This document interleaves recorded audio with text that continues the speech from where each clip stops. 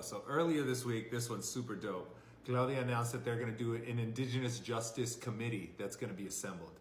And the purpose of that committee is to build on the work that her predecessor AMLO did during his administration. So what he did during his administration is the Yaqui tribe, which is one of the indigenous tribes of Sonora that always had, they had the longest armed resistance struggle against the Mexican government in history, right? That is an incredible story of the Yaqui tribe. But the point is, AMLO, to do right by them, he gave them the title, the deeds to a fuck ton of acres of land, and he guaranteed them that they were going to have clean water. He gave them a bunch of free fertilizer. He just did a whole bunch of shit to as part of the indigenous justice plan, right? So Claudia, he did that similar things with a few tribes within Mexico, but Claudia's administration said that they're rolling this out for all indigenous peoples.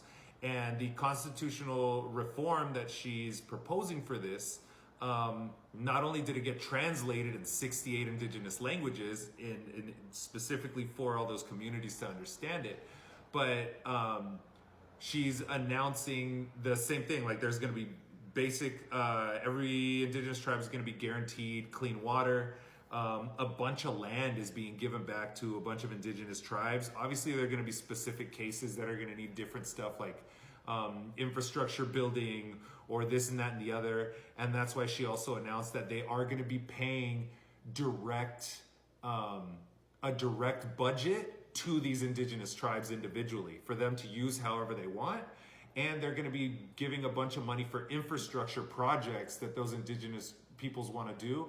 And sometimes this gets tricky because if you give a lump sum of money for, building roads, then the question ends up being, okay, these roads are going to be great for a few years, but where the fuck are we going to come up with the money to fix these roads a few years down the road, right? So what she's also doing is she's also going to be giving a lot of these indigenous tribes a budget for the maintenance of all these infrastructure projects that they're going to be doing too. And that's going to be on top of all of the other benefits that they get if it's low income shit or if it's this or if it's that or the other things like that. So that's a really cool policy that I think's going down this week.